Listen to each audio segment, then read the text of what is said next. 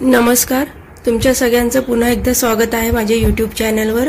आज आपण पाणी वर्क शिकतोय। त्याच्यासाठी मी इथे एक बॉक्स आखून घेतलेला आहे व त्याच्यामध्ये मी पाणी वर्क ड्रॉ करून घेतलेले आहे। पाणी वर्क ड्रॉ करण्यासाठी आपण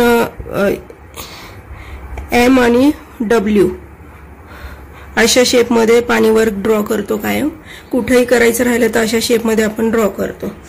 पाणी वर्क मध्ये चेन स्टिच एकदम बारीक बारीक टाकली जाते व अखंड वर्क येतं, ते कुठेच कट झालेलं नसतं।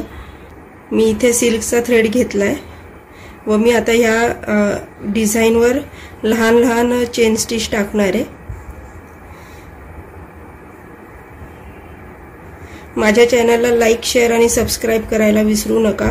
आपण पुढे अशाच नवनवीन स्टिच शिकत राहणार आहे। तसंच हँड एम्ब्रॉयडरीचे पण व्हिडिओ आपण पुढे पाहणार आहोत।